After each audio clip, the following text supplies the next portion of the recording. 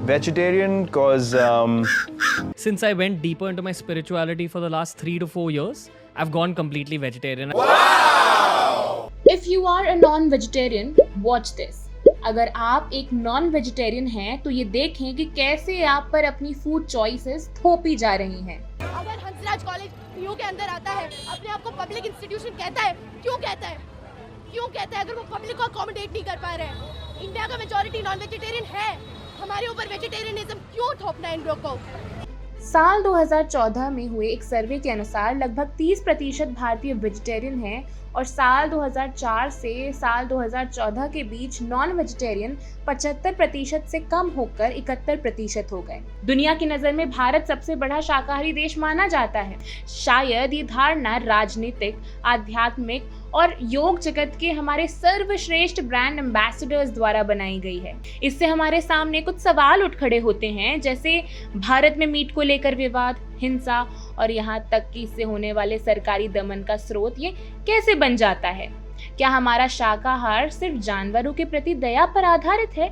यदि हाँ, तो इससे नफरत, सामाजिक दूरी और यहाँ तक कि किसी व्यक्ति, जाति विशेष या धर्म के खिलाफ हिंसा क्यों होती है? क्या वेजिटेरियनिज्म जातिवाद से जुड़ा हुआ है? आइए इस वीडियो में इस मुद्दे को बेहतर तरीके से समझने की कोशिश करते हैं। बाहर का मुझे डर लगता है। मैं प्योर वेजिटेरियन हूँ, not even egg, not even लहसुन।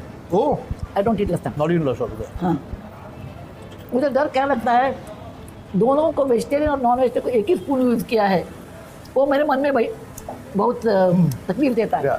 इसीलिए मैं हम बाहर जाते हैं ना, वेज रेस्टोरेंट देखती हूँ, boiled vegetarian, pure veg restaurant. खाने को लेकर एक पसंद होना ठीक है, लेकिन उसे प्योरिटी या शुद्धता से जोड़ना कितना सही है?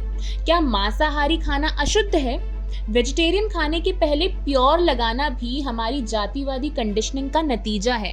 कौन सी जाति का व्यक्ति किस तरह का खाना खाता है, ये मनुस्मृति जैसी किताबों में लिखा गया। इसे आज भी ब्राह्मणवादी पितृसत्तात्मक समाज में बखूबी निभाया जाता है।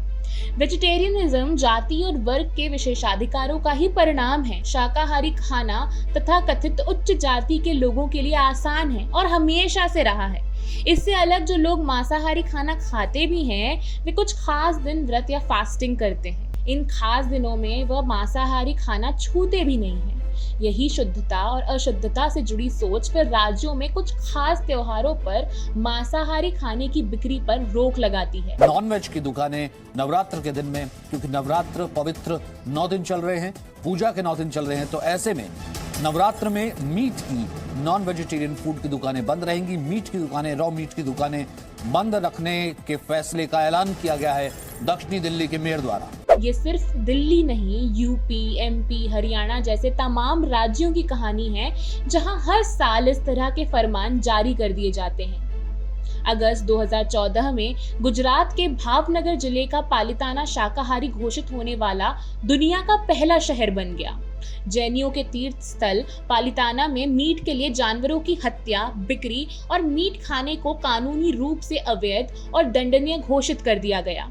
यहाँ तक कि अहमदाबाद, राजकोट और वडोदरा में भी नगर निगम ने तो बीते साल सार्वजनिक सड़कों, स्कूल और धार्मिक जगहों पर अंडे और नॉनवेज बेचने पर रोक लगाने का आदेश दिया।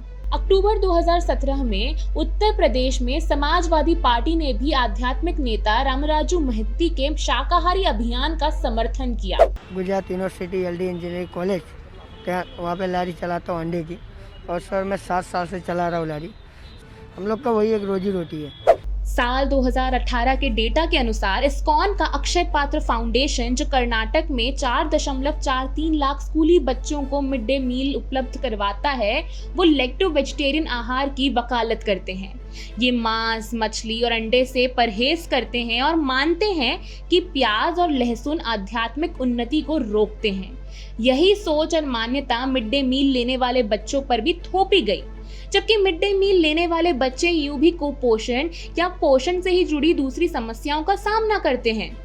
हाशिए की जाति की पोषण तक पहुंच यूं भी मुश्किल है।